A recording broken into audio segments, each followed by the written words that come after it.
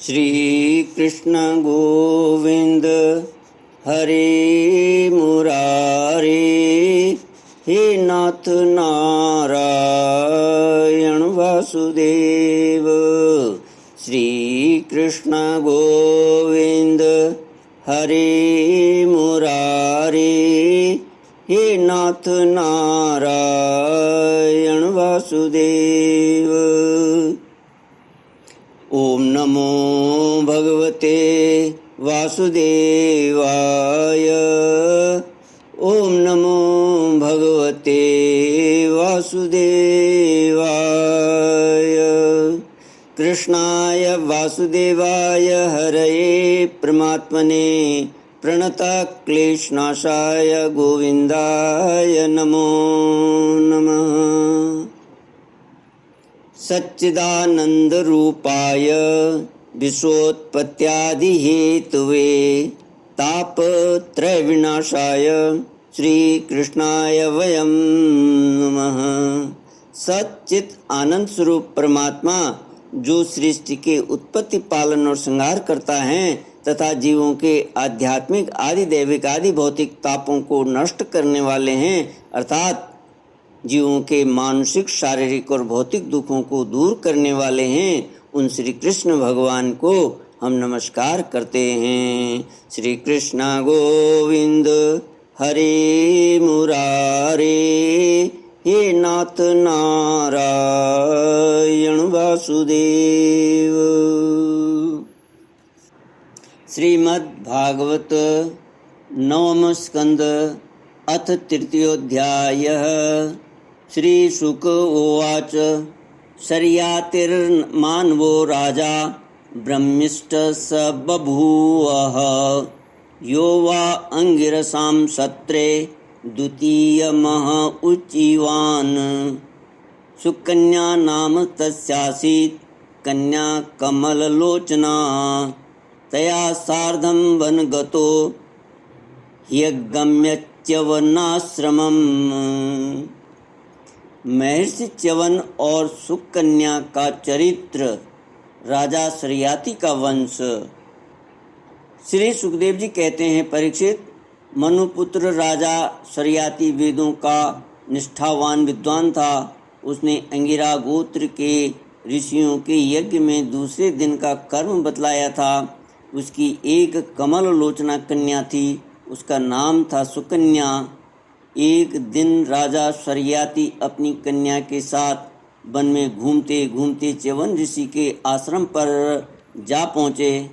सुकन्या अपनी सखियों के साथ वन में घूम घूम कर वृक्षों का सौंदर्य देख रही थी। उसने एक स्थान पर देखा कि बाम्बी दीमकों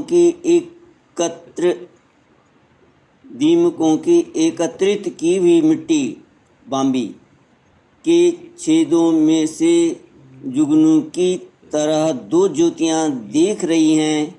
देव की कुछ ऐसी ही प्रेरणा थी कि सुकन्या ने बाल सुलभ चपलता से एक कांटे के द्वारा उन ज्योतियों को बेध दिया।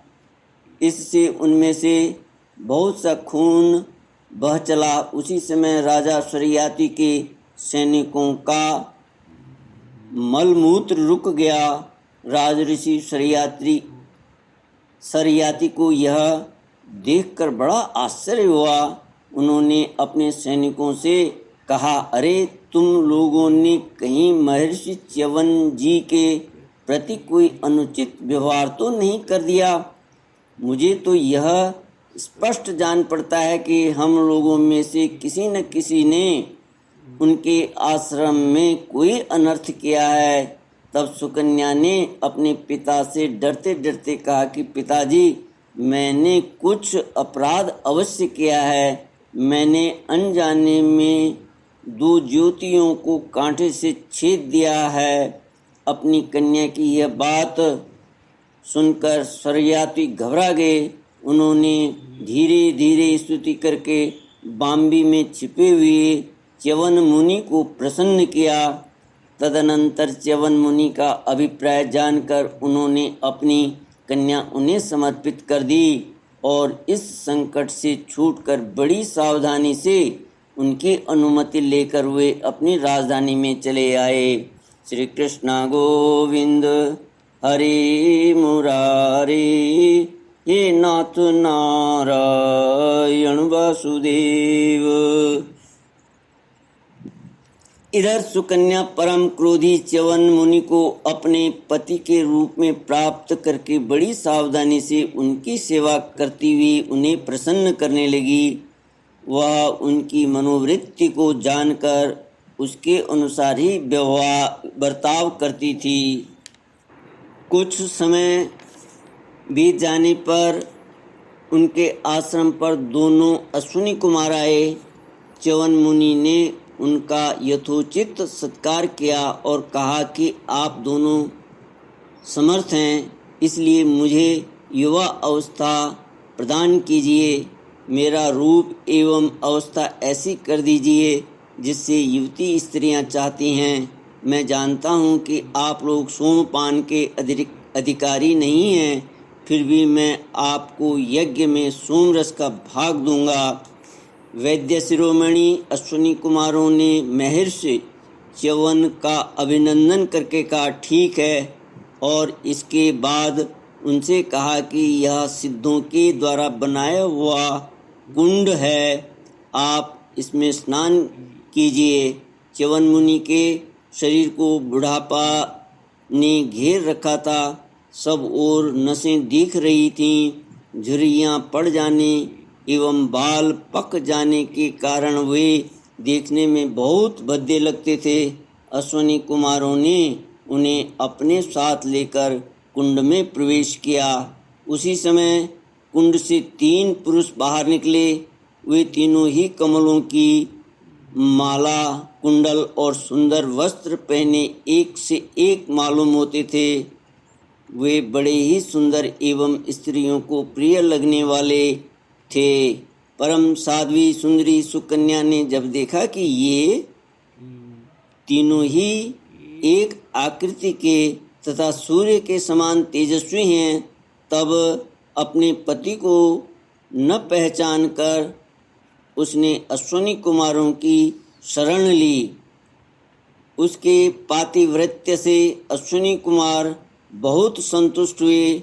उन्होंने उसके पति को बतला दिया और फिर च्यवन मुनि से आज्ञा लेकर विमान के द्वारा वे स्वर्ग को चले गए। कुछ समय के बाद यज्ञ करने की इच्छा से राजा शर्याती च्यवन मुनि के आश्रम पर आए। वहाँ उन्होंने देखा कि उनकी कन्या सुकन्या के पास एक सूर्य के समान तेजस्वी पुरुष बैठा हुआ है। सुकन्या ने उनके चरणों की वंदना की। शर्याती ने उसे आशीर्वाद नहीं दिया और कुछ अप्रसन्न से होकर बोले, दुष्टे, यह तूने क्या किया है? क्या तूने सबके वंदनीय च्यवन मुनि को धोखा दे दिया? अवश्य ही तूने उनको बूढ़ा और अपने काम का न समझकर छोड़ दिया, और अब तू इस राह चलते जार पुरुष की सेवा कर रही है। तेरा जन्म तो बड़े ऊंचे कुल में हुआ था, यह उल्टी बुद्धि तुझे कैसे प्राप्त हुई? तेरा यह व्यवहार तो कुल में कलंक लगाने वाला है। अरे राम राम, तू निर्लज्ज होकर जार पुरुष की सेवा कर रही है और इस प्रकार अपने पिता और पति दोनों के वंश को घोर नरक में ले जा रही है। राजा शर्याती के इस प्रकार कहने पर पवित्र मुस्कान वाली सुकन्या ने मुस्कुराकर कहा, पिताजी, ये आपके जामाता स्वयं भृगुनंदन महर्षि च्यवन ही हैं। इसके बाद उसने अपने पिता से महर्षि च्यवन के यौवन और सौंदर्य की प्राप्ति का सारा वृत्तांत कह सुनाया। वह सब सुनकर राजा शर्याती अत्यंत विस्मित हुए। उन्होंने बड़े प्रेम से अपनी पुत्री को गले से लगा लिया। महर्षि च्यवन ने वीर शर्याती से सोम यज्ञ का अनुष्ठान करवाया और सोमपान के अधिकारी न होने पर भी अपने प्रभाव से अश्विनी कुमारों को सोमपान कराया।